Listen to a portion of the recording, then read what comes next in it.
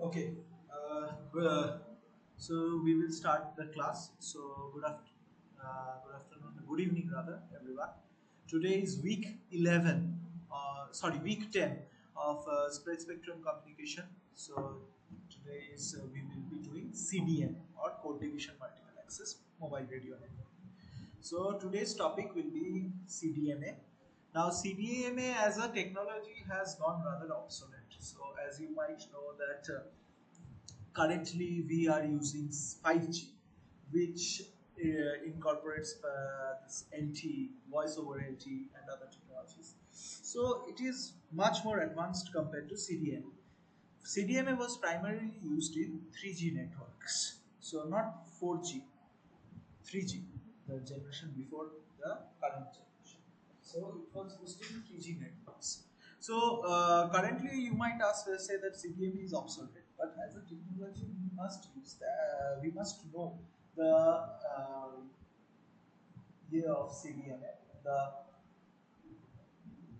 the technology behind CDMA, because of two factors. One is that CDMA is still extensively used in military communications and other such communication where we have secrecy or privacy concern. So CDMA is still used in this kind of applications, and also because we have to see that in the future if we can apply a modified version, because CDMA as it is of course not acceptable in modern communication standards, but some modified version of CDMA in the communication networks that we are currently using. So code division multiple access is a multiple access technique where different users share the same physical medium, that is the same frequency band at the same time. The main ingredient of CDMA is the spread spectrum technique, which uses high rate signature pulses to enhance the signal bandwidth far beyond what is necessary for a given data rate. So CDMA is the main ingredient of CDMA is spread spectrum. So for the past 9 weeks we have learnt about spread spectrum. Now we will learn how spread spectrum is actually used in a incumbent technology. So the main ingredient of this spread spectrum is CDMA. In a CDMA system, different users can be identified and separated at receiver by the means of their characteristic signature pulses, sometimes called waveforms, that is by their individual codes. So you can call them signature pulses or waveforms or codes. So each user has a particular code that is known only to that user. So, and the transmitter. So the transmitter knows the code, the user knows the code, but that code is not known to any other user in the system. So the concept is that you will send multiple communication message signals together, and you will hope that every message, every user separates what is useful to them and rejects what is not useful to them. Okay, so nowadays the most prominent application of CDMA are mobile communication system like IS-95, UMTS or CDMA 2000. Methods such as power control and soft handover have to be applied to control the interference by other users.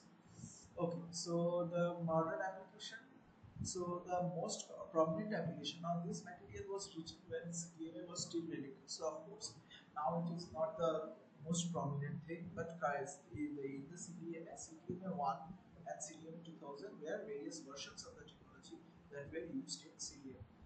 Now,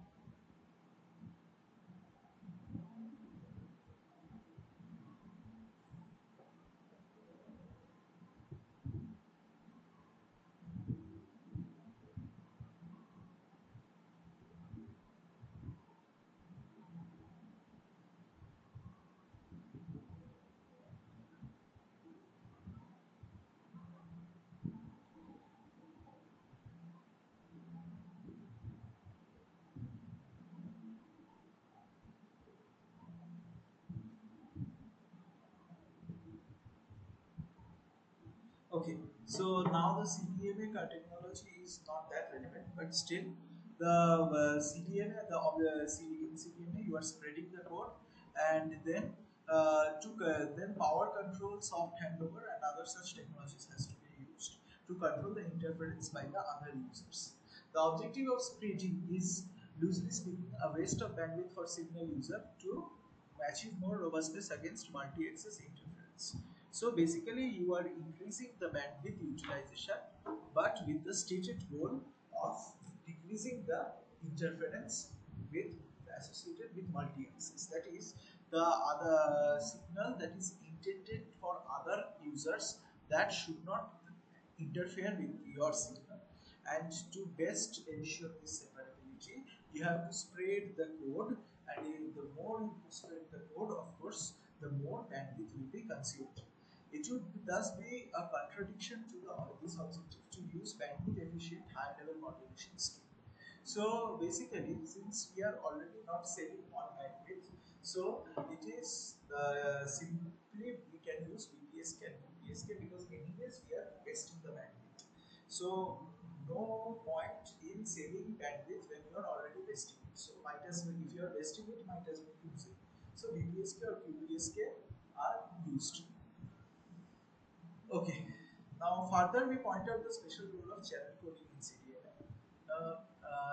Channel coding usually means that higher power efficiency has to be paid by a lower spectral efficiency. Thus, channel coding can be interpreted as an additional spreading mechanism. In this extreme case, all the spreading can be done by channel coding, and the TN sequences serve only for separation. We can interpret the conventional spreading by TN sequence as repetition code combined with the repeated transmitted symbol. Okay. PN sequence, so normal, the channel coding means basically you have to have higher efficiency and to be paid by a lower spectral efficiency. So that is channel coding. So channel coding already spreads your bandwidth, and this channel coding is used by CDMA to spread to achieve the spread spectrum. Okay.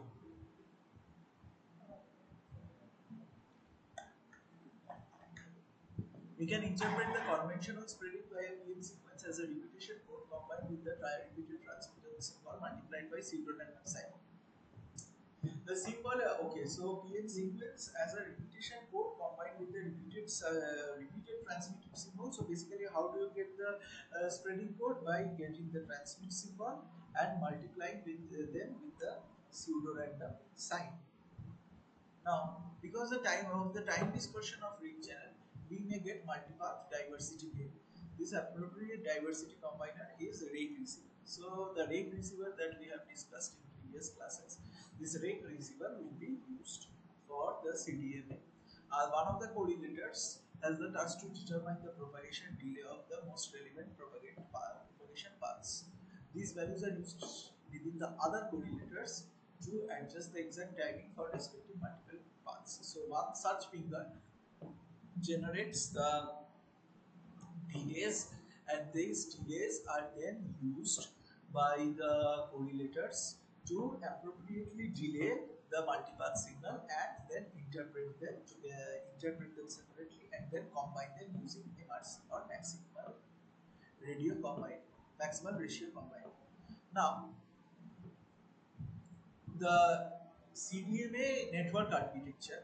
So the frequency spectrum assigned to a mobile network, radio network, usually is separated into several frequency carriers, which themselves may further be divided by a time on code multiplex scheme into a set of radio channels.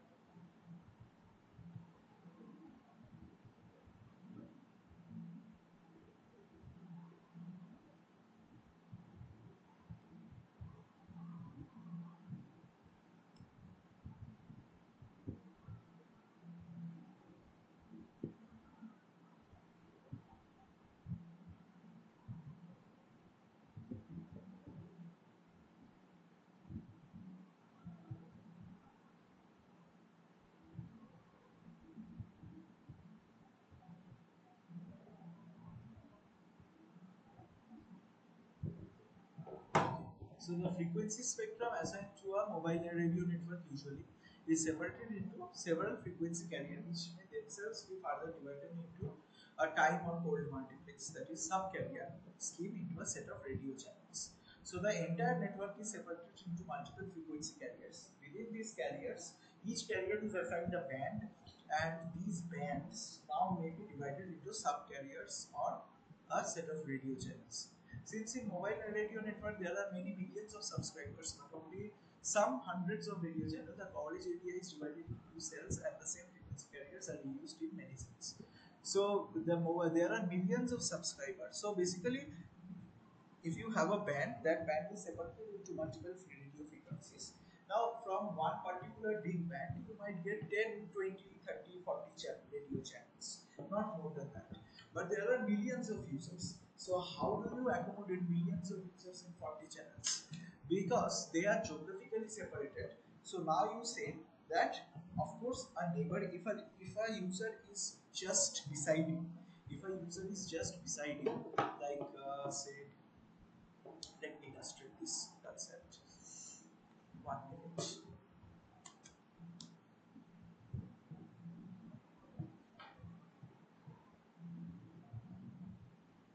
Okay.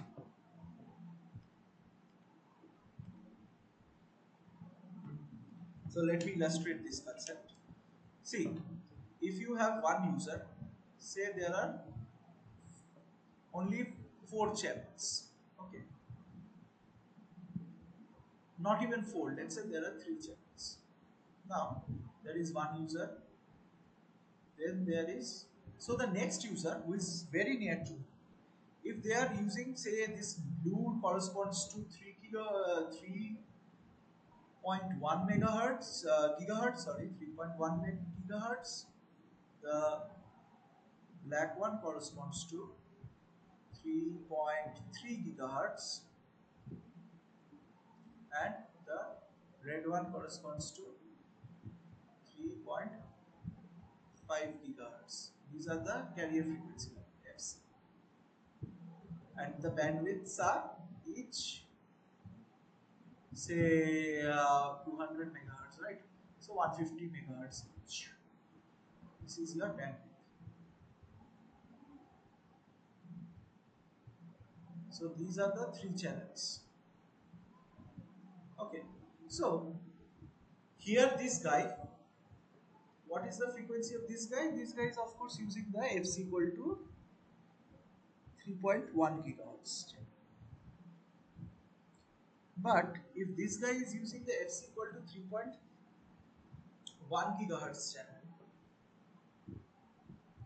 Then if you put another user just near to him who uses the same channel, say, let's say you put, let's put that even near, like here. So what will happen is, say there is a base station here. So this will create interference. So this is not acceptable. This will create interference. This is not acceptable.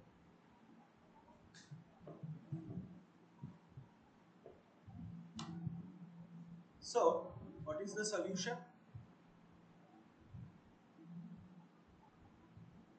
Take this,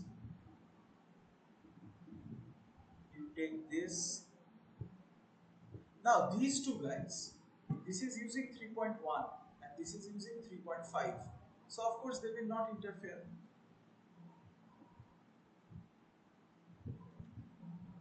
Now if they are not interfering, so we can place them. Now we have to place another user who is nearby, maybe on the left side. So you will put a 3.3 guy. Now further distance, say here, there is another guy. Now this guy, if you put red, he is very close to the red guy.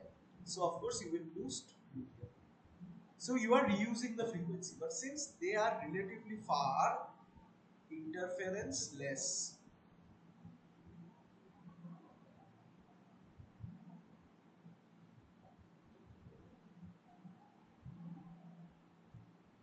Due to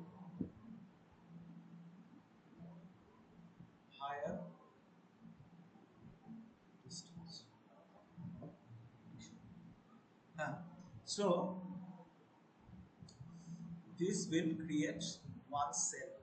So this is called one cell. So this is one cell. Now similarly,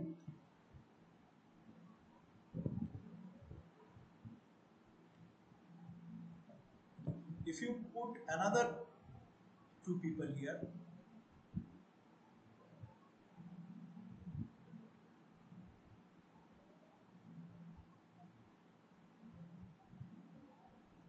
maybe not black, maybe red. Let's put a red guy here and a black guy here. So you see the blacks are pretty far apart, so are the reds and blues. So this will create another cell. So this is second cell. So like that there will be multiple cells. Another cell will be like this.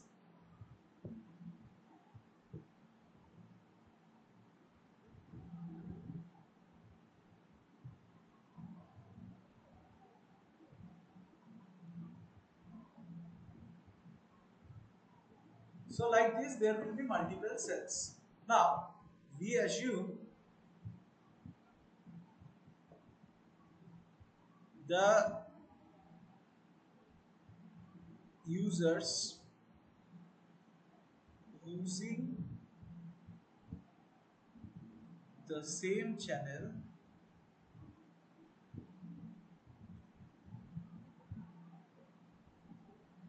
but located in two different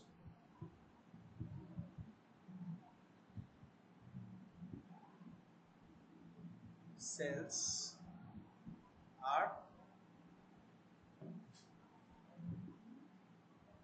actually are having negligible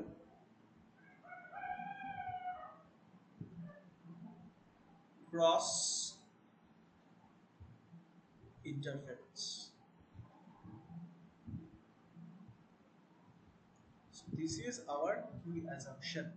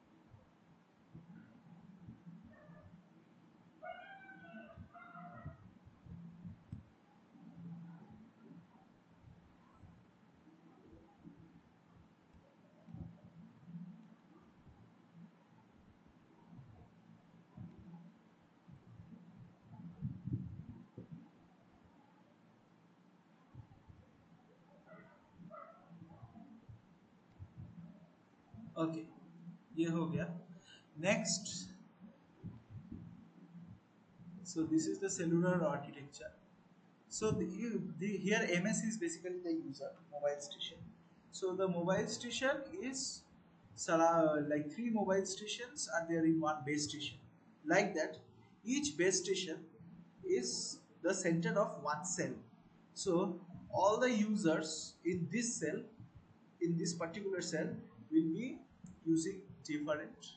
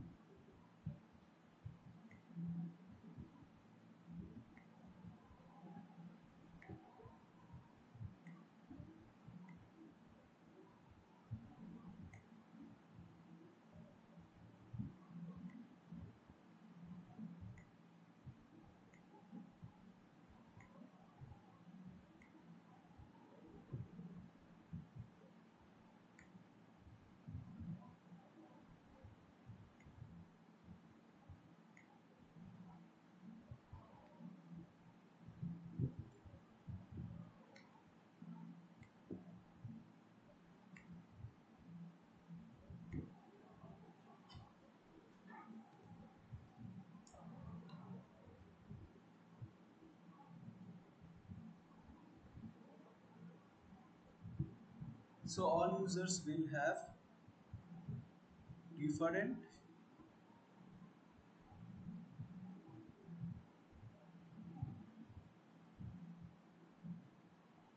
channel assignments within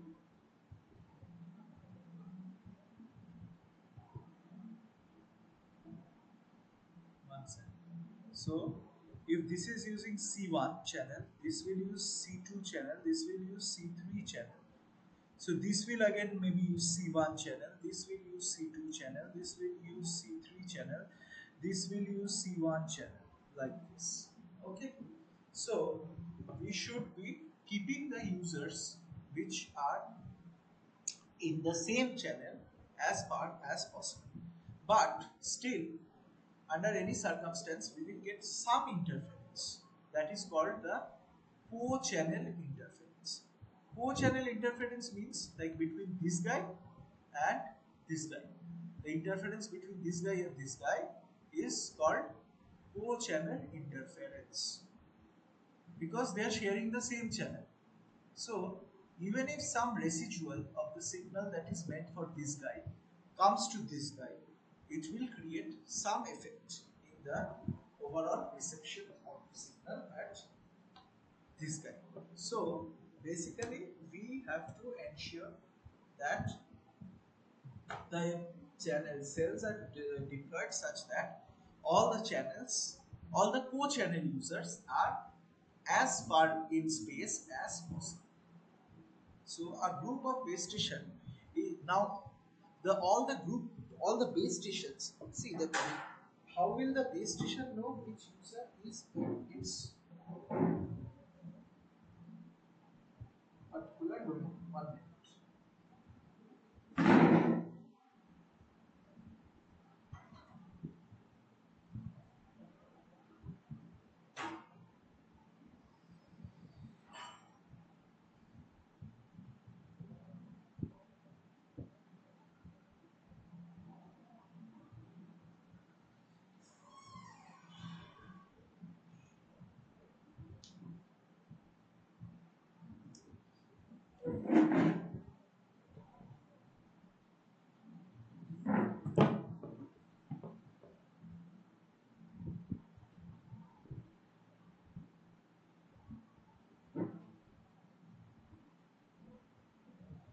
So a group of base stations connected via leased lines or microwave equipment to a radio network element, which is the base station controller.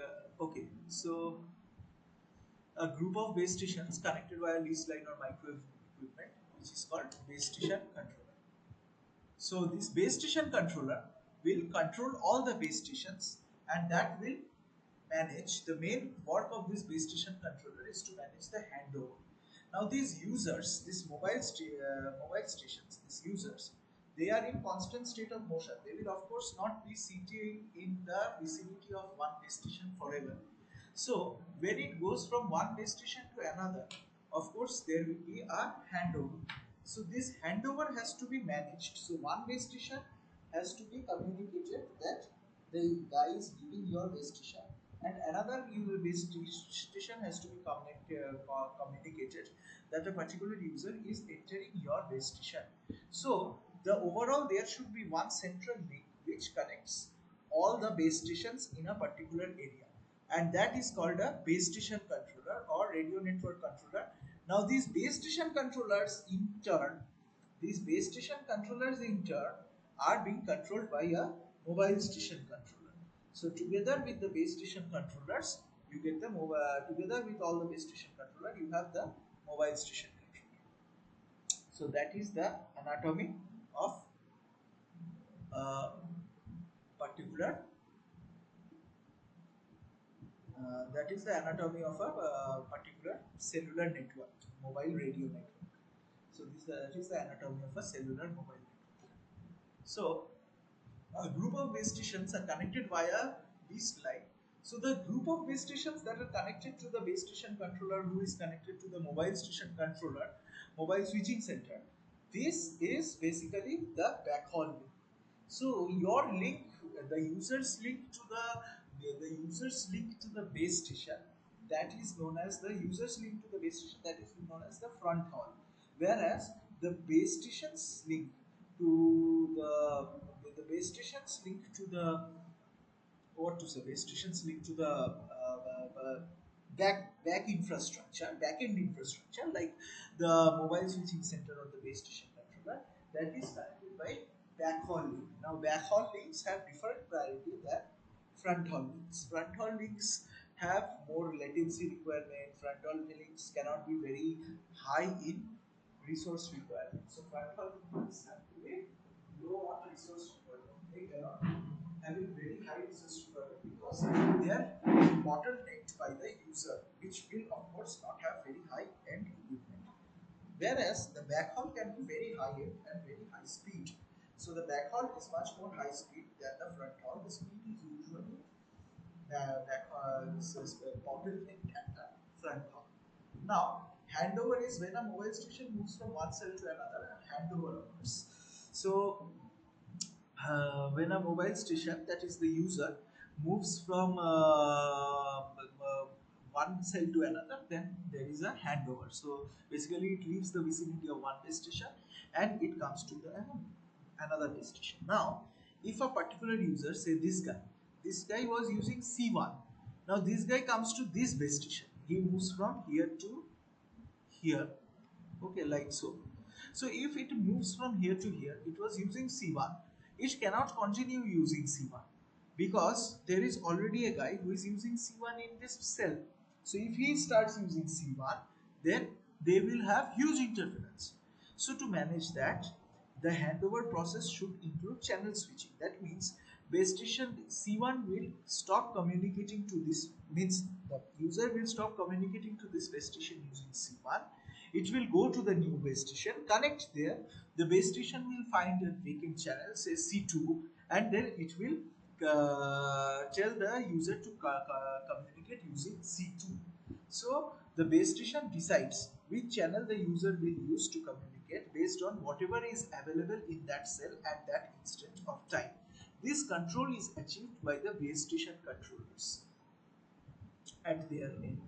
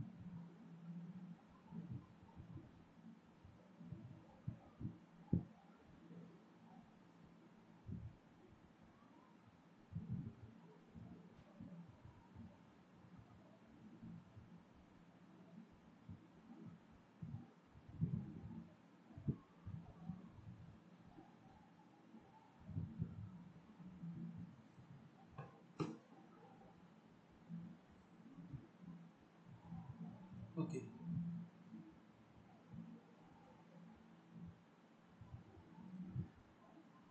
When a mobile station moves from one cell to another, a handover occurs.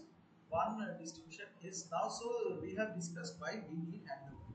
Now, the second point of order is that there are different types of handover. So, there is a hard handover and then there is a soft handover. So, for hard handover, as it is performed, for example, in GSM network, the MS mobile station releases the old channel before connecting to the new base station via new channel. So hard handover is very straightforward. You disconnect to a user and you connect to another user and via the new channel, and there is a short interruption of connection in between. Soft handover usually performed with CDMA system. Okay, so soft handover, a mobile station at the cell border may have several connections to the corresponding station at the same time, so that there is a smooth transition between the cells without any interruption. Okay, so a mobile station here will connect to multiple channels together. So if it is at the border, say if it is at this intersection area, so it may connect to this base station and this base station together. And then it will make a decision and then disconnect the remaining two base station. So it is under the vicinity of this base station. Next it comes to the border. There it goes to this three. It connects to all the three. Now it comes inside. So it connects to this base station. It is already connected to this base station. So it keeps this connection while disconnecting the other two. So you are taking all your available options at hand first, and then you are choosing one while discarding the other. So there is no time in between where you are not connected to a particular channel. Whereas in the previous example, in the hard handover, there was a brief interruption of the connection because after you connected from the old channel, you have to disconnect from the after you disconnected from the old channel, you have to connect to the new channel.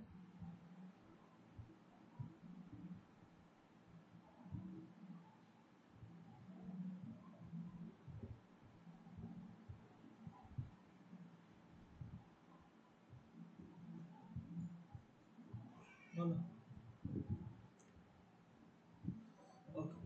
In many cases, the hardware, so the handover decision will be based on the signal level. So when you are coming to a particular base station, near in a particular vicinity of the particular base station, so the handover decision will be based on which, like, if you are connected to three base stations together, so the signal levels of the three base stations will be compared, and whichever gives you the strongest signal, you will remain connected to that strongest received signal you are getting. You will remain connected to that while discarding the other two connections.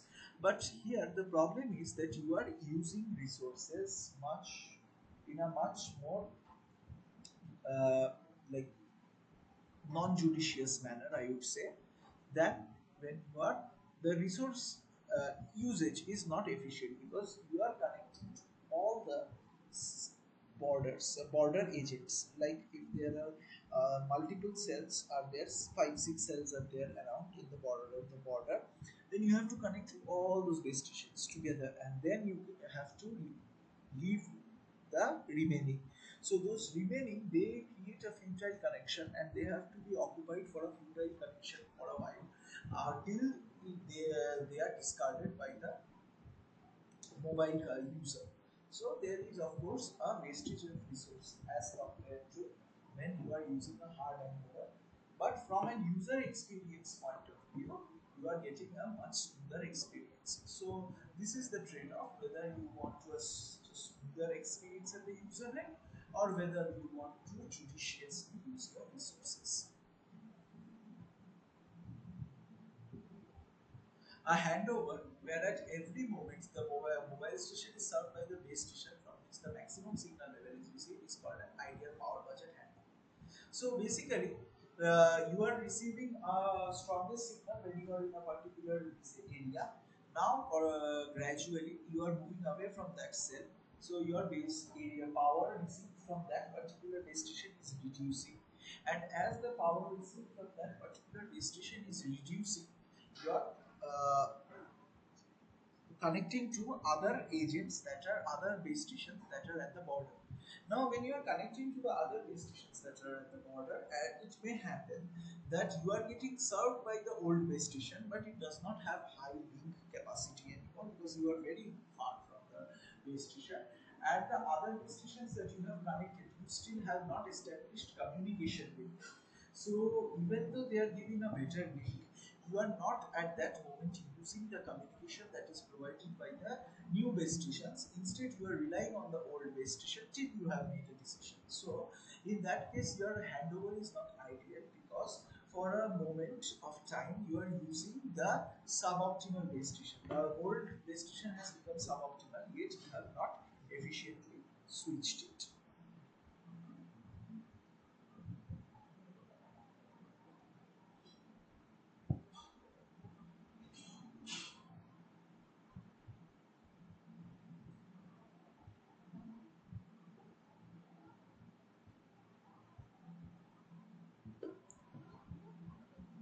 Now,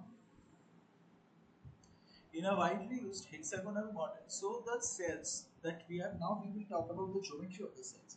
The cells that are typically used in communication networks are hexagonal cells. So, in a widely used model for simulating and comparing mobile network, base stations are placed on a regular hexagonal grid, assuming omnidirectional base station antennas and the radio propagation loss depending only on the distance between base station and mobile station.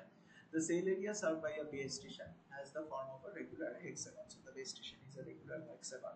The total number of carriers n is divided into a number of disjoint set, and this number is called the cluster size k. Okay, so one of these frequency set is allocated to each cell, and each set is reused at each k cell.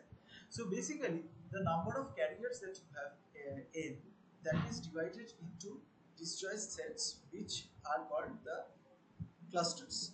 Now, one of these frequency set is allocated to each cell. So, you, of course, if you have all the, you can assign all the frequencies to be used at all the cells, but that may not be an efficient decision because at if you are dividing into cells, the cell size may be such that if there are 40 available channels, you are not having 40 available users at all time at the particular station. So the particular ideal traffic for, sorry, not ideal, rather average traffic for that particular cell might be 20 or 30. But if you have 40 available channels and you are assigning all the 40 channels to all the cells, then you are basically keeping those 40 channels always occupied at all the cells, all the base station cells. So all the base stations are keeping all the 40 channels occupied.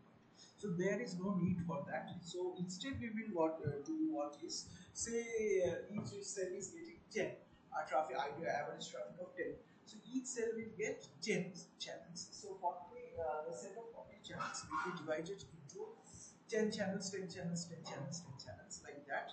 And now the neighboring cells will be assigned different 10 channels, because we want to further reduce the co-channel interference. If we use all the frequencies at all the cells, what might happen is that your neighboring cells, so if two users in neighboring cells are using the same channel and they are physically close to each other, then they might create co-channel interference.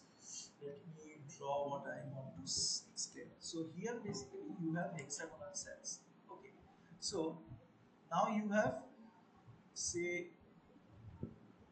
uh, say 6 channels: C1, C2, C3, C4, C5, C6.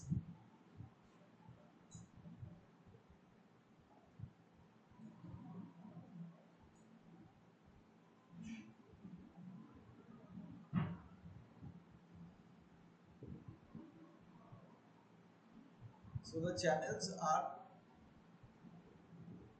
C1, C2, C3. Now, what you happens if you use C1, C2, all of them in all of the, say here you are using C1, C2, C3, C4, C5, C6. Now, there is another cell nearby, another hexagon which is just neighboring. Now here you are having one user, say, that is using C1, and here you are having another user that is also using C1, because you have assigned C1 to both. So he is also C1 using C1. So what you will have? You will have cross, rather not cross, co-channel interference, because these two users are co-channel users. They are of different cells, but they are using the same channel. So they are co-channel users, and because of your assignment of all the channels to all the cells, it is creating co-channel interference. So what you do instead is,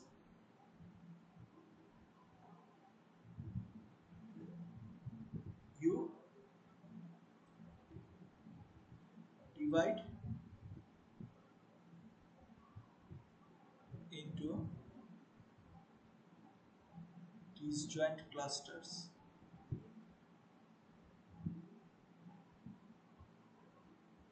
What are those disjoint clusters? Let's say C1, C2, C3, C4, and C5, C6. So now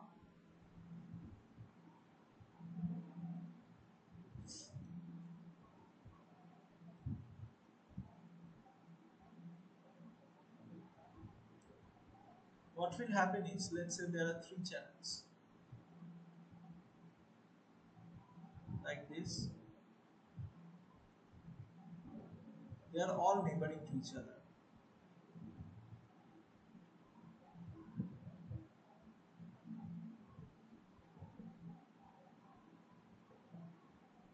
Like this. They are all neighboring to each other. Now you assign C1, C2 to this guy, C3, C4 to this guy, C5, C6 to this guy. Now, if you have the same two users, one of them will be using, say, C1 and another will be using C5. This guy will be using C1 and this guy will be using C5. So this will have no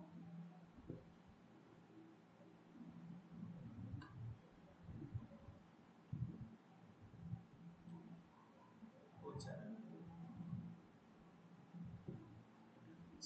So now the next is this guy. Of course, what you will assign? You will assign C1, C2 because it is the farthest. Now you have this guy. What will you assign him? You will assign him C5, C6. Now there is this guy. What will you assign to this cell? You have to assign C1, C2 because it is the farthest. So you will see, always you will find Now, for this guy, it is of course tricky. You have to all three are equally close, so you assign maybe C1, C2 and hope for the best. Now, this guy again, there is a clear-cut answer. You have to assign C3, C4 like that. Like that.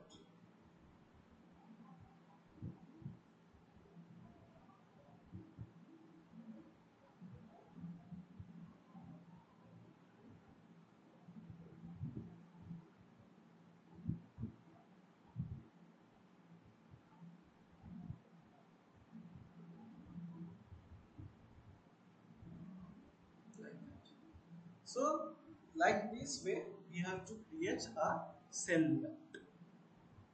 This is a cell layout. Of course, there are multiple channels. Now, at most, how many neighbors a hexagon will have? A hexagon will have 1, 2, 3, it's 1, 2, 3, 4, 5, 6. 6 neighbors. So, if you have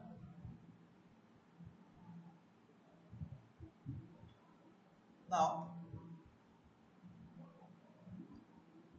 if you have at least 6, so if you have at least 7 rather, at least 7 disjoint channel clusters, say there are 14 channels total, then you can divide it into 7 disjoint clusters to 2 each. Then there will be no first order co-channel interference. So what is first order co-channel interference? Means co-channel interference between neighboring cells. Now of course there will be co-channel interference. How? Because say this C5 C6, this C5 C6 is sitting here, this C5 C6 is sitting here. So there might be a co-channel interference, but they are not first degree neighbors, they are second degree neighbors. So they are not attached to each other. So they will have no first order co-channel interference. Second order will be much more smaller than first order co-channel interference. So if we can or at least eliminate first order co-channel interference, that would be great. So there will be no first order co-channel interference, that is co-channel interference or CCI, CCI by immediate neighbors.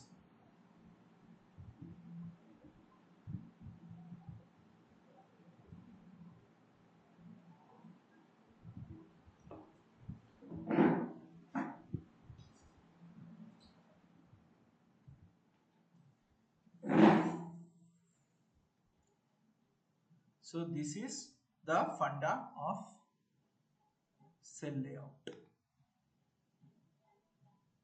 So as you can see, if there is one cluster, of course, if there is only one cluster, that is all the cells are assigned to all the channels. This is the case where all cells are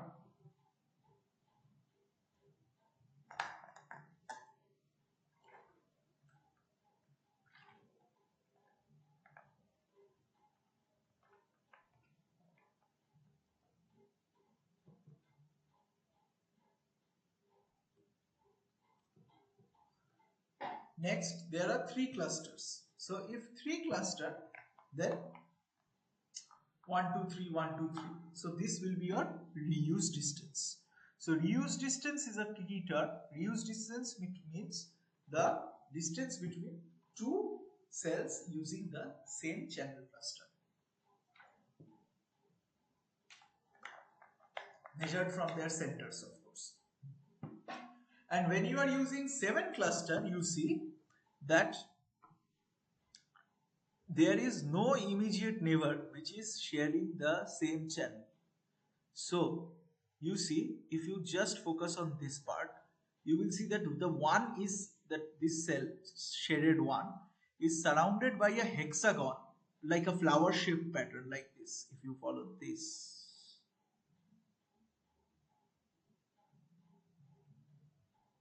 you can see this is like a flower. So this flower based pattern is formed where basically this flower has absolutely no co-channel interference. Like that there will be multiple flowers. See, another flower is this one, if you can see. So there will be multiple such flowers formed like this. So there will be multiple flowers formed and the reuse distance will be at least 1, 2, 3. Reuse distance is 3 cell radius. Rather, one cell radius, then one hole diameter, then another hole diameter, and then another radius. So 3 into cell diameter, which is a pretty good reuse distance. Here we are using, here we have 2 into cell diameter with 3 clusters. We have 2 into cell diameter, and here we have 3 into cell diameter as reuse distance. And here the reuse distance is 1 into cell diameter. So the reuse is, you are after only going one cell, you are using the cell again. So reuse distance 1 into cell diameter, 2 cell diameters, and 3 cell diameters.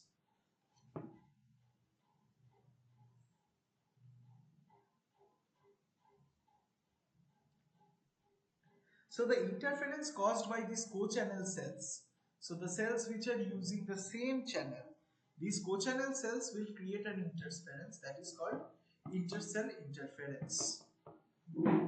So the intercell interference of course will be there, but the intracell interference will be pretty low because within the cell they are not using the same channel. So intracell, of course, it is very easy to avoid intracell interference because it is simply using different channels. But to avoid intercell interference, you have to use geometry like this.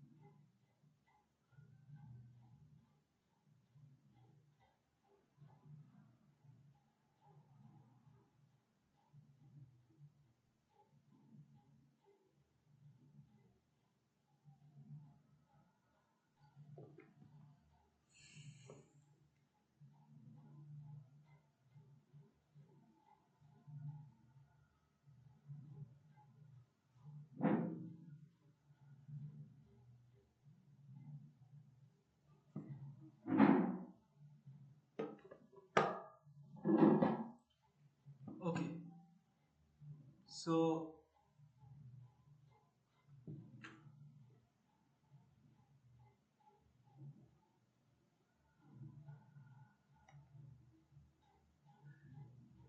now, however, in CDMA system where many connections share the same frequency carrier at the same time, intercell interference has to be considered. Different connection cannot be separated perfectly by their codes.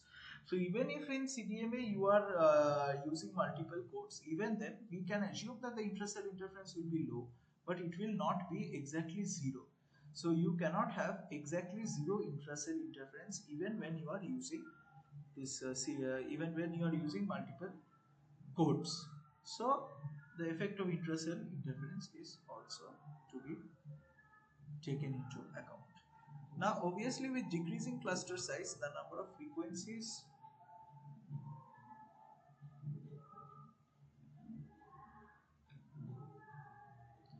Huh.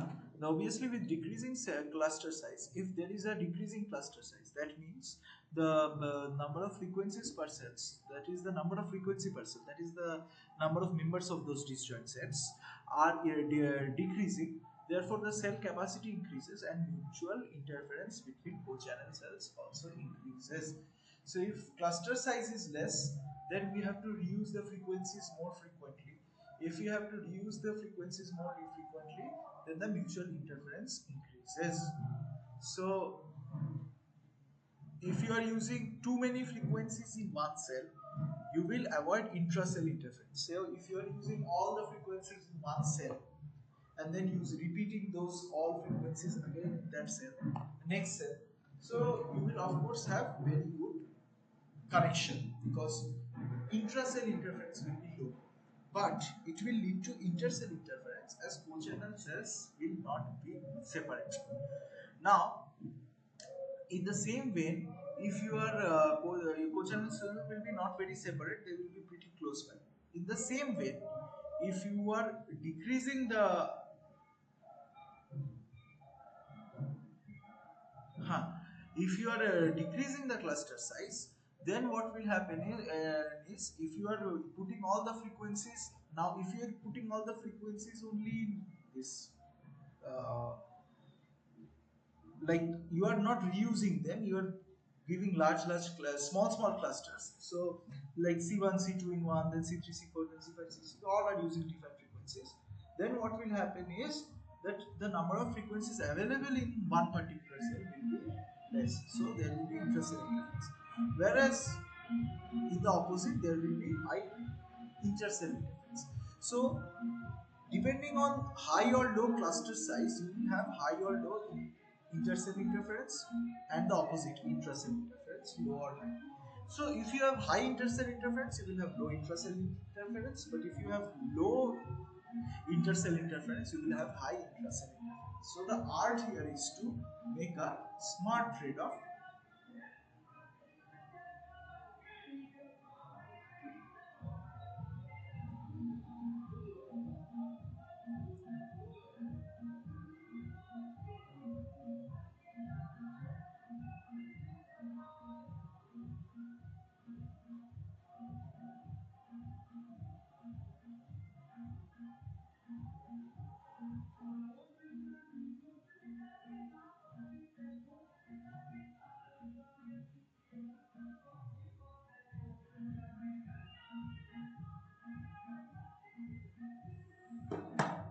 Okay, so the art of network planning here will be to simply find the best trade-off. So in one case, your intercell interference is increasing, another case your intracell interference is increasing. So the network planning is to optimize such that you will have the best possible choice in this like environment. In this environment, what the best possible choice you have to take. So the main indicator for the connection quality in the case of interference is the signal to noise ratio. So this ratio is useful because this indicator signal to noise ratio we have to modulate according to this. So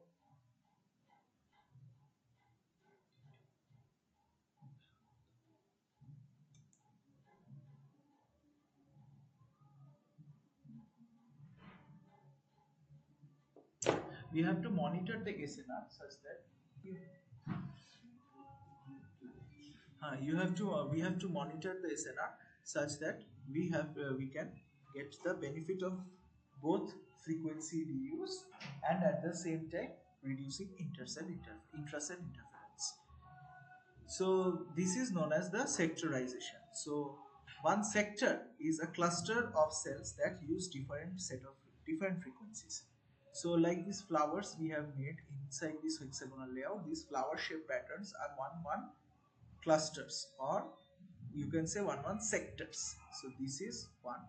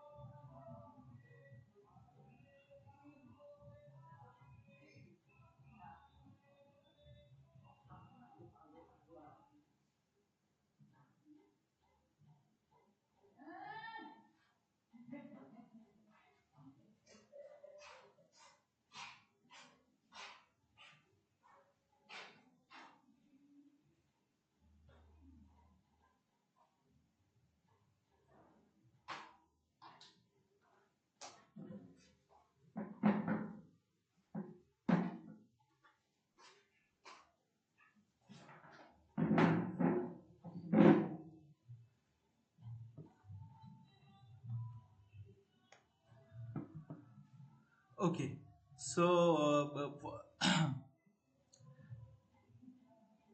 here we will of course see the layout of sectorization.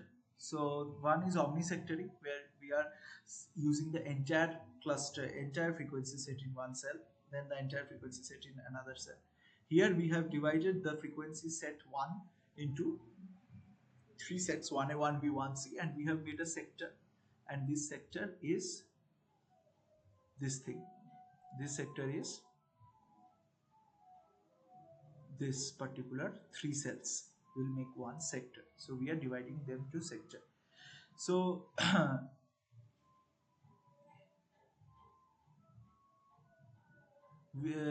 now you can do hence one can conclude that by applying sectorization, a gain of 3 times the number of channels per base station can be achieved at the expense of moderate loss in SIR.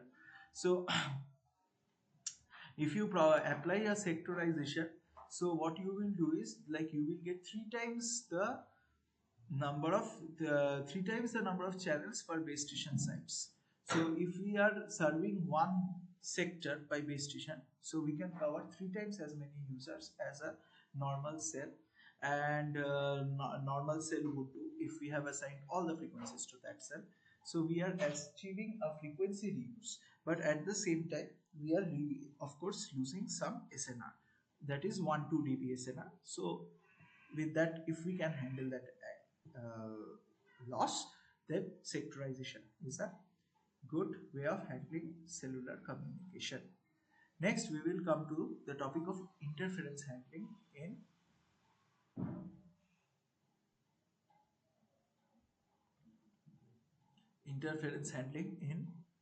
this CDMA networks. Now, the spreading in CDMA mobile communication system is performed in 2 steps. The first step is that each symbol of a connection will be multiplied by the code, then different connections generated one by one, we using the same codes. So since the signals are transmitted synchronously by one source, the corresponding carrier codes are expected to keep their orthogonality.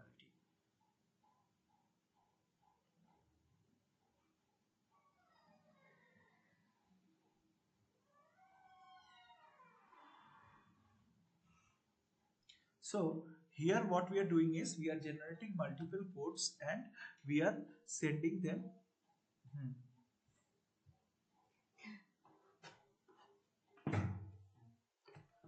Okay, we are sending them across the air, so using one synchronous source.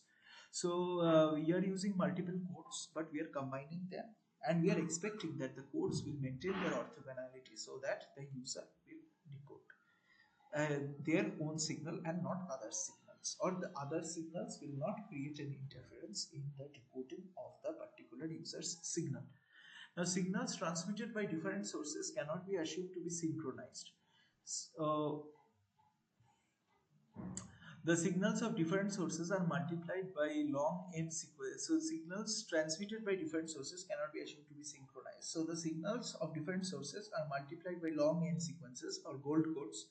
These scrambling codes are allocated in a way to distinguish the signals of different sources. So different mobile station will use different source. So orthogonality of chords get lost at some degree in mobile network. For in the uplink direction, one has no perfectly synchronized transmission, and in both direction, one has multiple propagation with a certain delay spread.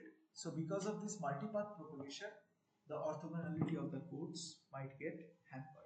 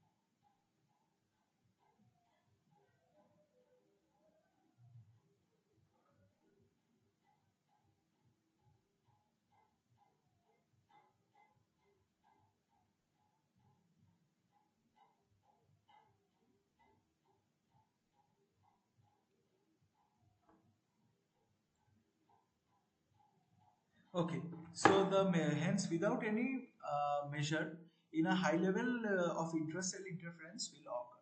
So we have to manage the interference. So the methods of managing interference is power control, soft handover, interference cancellation, and smart antenna techniques. So first we will go to power control. So we will start with power control. We will take a 2-minute break. After that we will come back for power control.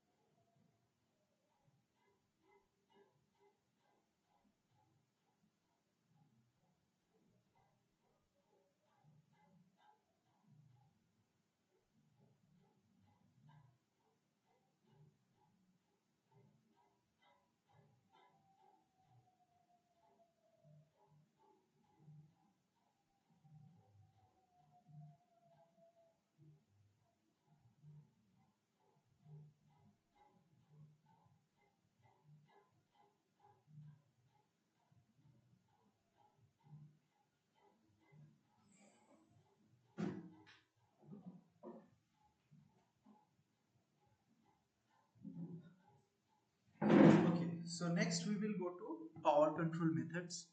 So power control methods is basically your signal level is dynamically controlled, so that you are given a power profile, and with that power profile you aim to reduce interference.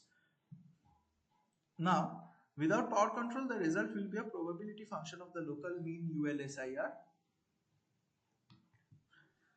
Hmm. Uh, so without okay. So this results from so-called near-far problem. The transmitted signal by a mobile station near the base station will highly dominate the signals of all other mobile stations. So hence the spreading factors higher than 1000 will be necessary to be able to separate the 10 connections. This will of course be a giant waste of bandwidth. So because the power of the users that are very near to the base station, they will dominate the entire power spectrum, and if you are to distinguish between users based on power, then you have to go through a very fine resolution to separate. So spreading factors higher than 1000 will be necessary to separate the connections. This will of course be a giant waste of bandwidth. This situation gets much better by applying PC in a uplink direction as shown by the dashed curve. So this probability distribution also with power control, you are making this probability distribution come here. So basically instead of going to the -40, now you're saying that all the power will be contained within this range instead of this range. So the range is lesser. If the range of the power is lesser, you have to search lesser. You have to search lesser for finding the same connections. There is also a significant variation of the signal level due to short-term fading. PC has also been PC has also PC has to be able to react also on short-term fading, and therefore has to be very fast. So the power control has to be very fast if it has to react to short-term fading.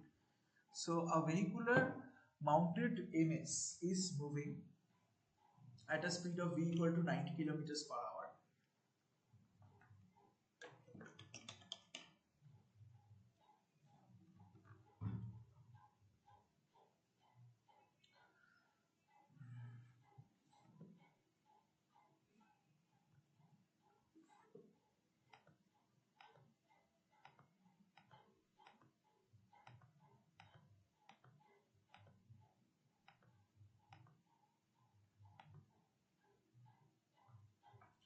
Okay, so a vehicular mounted mobile station is moving at V equal to 90 kilometers per hour, which is a significant part of the wavelength of 15 cm at a frequency of 2 gigahertz. So it is crossing a distance of 25 millimeter in 1 millisecond, which is a significant part of the wavelength. The rough estimation shows that PC action have to be taken of about 1 per millisecond. So every millisecond the power has to change to keep up. For UMTS, the power control rate is there. So this is basically you have to have a 1 kilohertz power control signal. Similarly, for UMTS, the power control rate is 1.5 kilohertz, and for IS95 and CDMA 2000, it is 800 hertz or zero point 0.8 kilohertz. So yeah, in figure 3, the power is in uplink direction. Nevertheless, the concept may be transferred directly to the downlink by interchanging the roles of MS and PS. So for the UL open loop, for the uplink open loop, the mobile station adjusts its own transmit power on the basis of the DL signal, downlink signal. In a closed loop, the base station measures the received signal strength and transmits a power control command. So basically, in the closed loop, what happens is base station will receive the signal, and it will base station will receive the signal, and then it will feed back the mobile station on how much power to transmit. So the how much power previously how much power the mobile station can transmit in uplink, that is decided by the mobile station alone. Now the base station plays a role in deciding how much power the mobile station will transmit in the uplink direction. If the mobile station transmits the power in a particular range, then you don't have to go looking to separate the connection between that large power spectrum. Instead, you are limiting the power spectrum, you are limiting the search space. Previously, Based on the downlink, the uplink powers was set, but now it is based on the so no control channel for PS in the reverse direction is needed. A PC action may be taken immediately without signaling delay. Okay, so disadvantage of open loop concept. The open loop will of course have no delay, but it will have no power control, which we have said. But the reason for implementing uplink power control in the dual direction, the nearby problem does not exist because in downlink direction, the transmit power is controlled by the base station, whereas here the power in the uplink, the power transmitted is controlled by the mobile station, and the mobile station may transmit power according to its own convenience, which is not ideal. This DLPC can equalize the SIR where total interference is sum of inter and intracell interference. Okay, the potential of but the overall the potential of downlink PC is much smaller than uplink PC. So this is the algorithm for power control.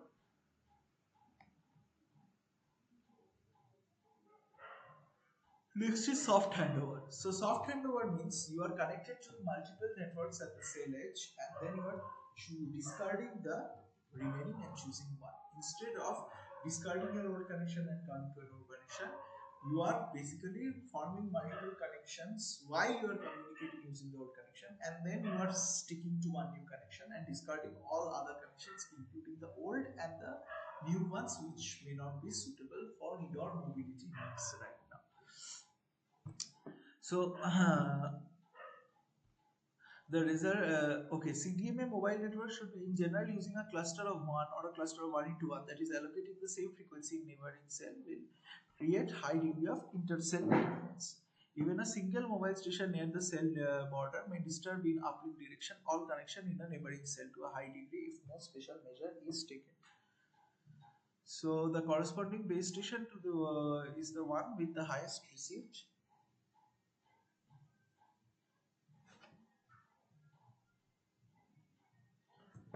Okay.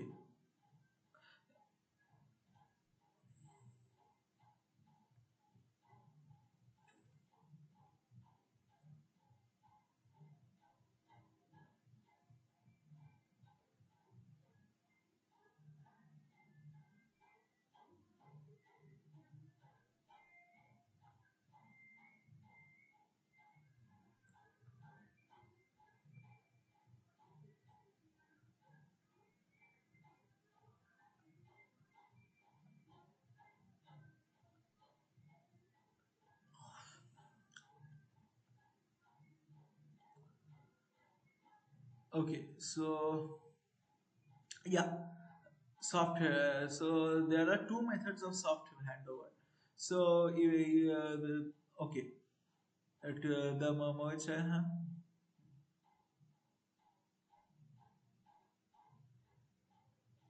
Okay, so to implement soft handover in uplink direction, soft handover is implemented usually in one of the following method. First is the signals are processed by the rake receivers of all inward base station and combined by maximal ratio combining. So all inward base stations are together taken, and then we are using MRC to get the signal. And further, and second method is each inward base station performs a channel decoding for the received signal and adds a frame reliable indicator to each decoded frame. The frames are transferred to the radio network controller, which select the most reliable one. So basically, each of the base station will perform decoding, and they will send their results to a mobile station or to a mobile switching controller, and then the mobile switching controller will make the decision on which cell should the user connect. Okay, so the first method is called software handover in UMTS, gives the highest performance. The highest data rate is also required to transfer all received signal to the combining element. So here you are taking the rake receiver and you are taking the signal from all the base stations inward, and you are combining them, and you are applying that. So that is not a very appropriate way, because it will take a lot of resources. So a more resource rather a less resource hungry method is a soft handover, where uplink soft handover between base station and different sites is usually managed by this method. In downlink direction, soft handover is performed by transmitting the same data to mobile station from several base stations. Since a cluster of one is used, each of the corresponding signal is sent to the frequency, sent on the same frequency, and is spread by the codes of the respective cells.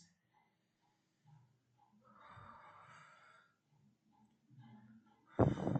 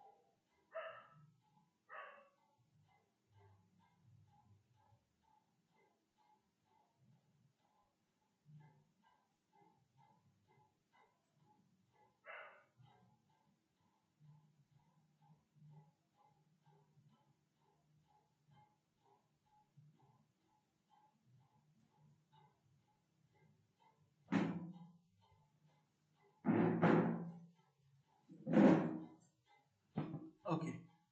Uh, so, uplink soft handover between base stations at different sites is managed by this method. That the rake this method, where the software each base station will perform channel decoding, and they will add a frame of their own, and then the frames will be transferred to the mobile switching center, which will make a decision on which base station to use. So,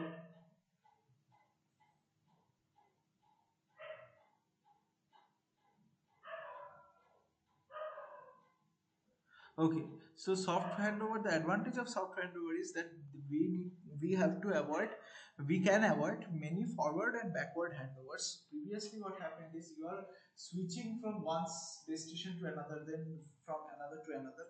So this what happens is, like, you may not get the best base station in the first attempt. So first you try to attempt to hand over to one guy, but you find out that guy is not suitable. So you break up the connection and you find out another guy with whom you handshake. So like that, you will have forward and backward handover.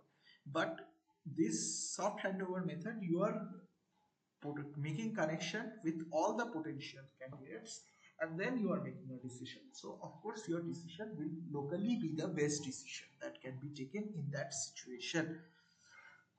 So for a hard handover, there may be phases of some second where the mobile station is not served by the base station with the best mean signal level. That is where the performance is lower than soft handover. So if you cannot identify the best possible base station for your current situation in one attempt, then your hard handover will involve multiple switching. Whereas in soft handover, you are guaranteed to get the locally best possible handover. So now which to choose? Of course, the average, so the margin of tolerance and the velocity of the mobile station the fading characteristic and the margin of tolerance you can, based on that, and the complexity of hardware you can afford, based on that you will have hard or soft handover. Okay, soft handovers are not restricted to CDMA system, but maybe you applied in other systems also.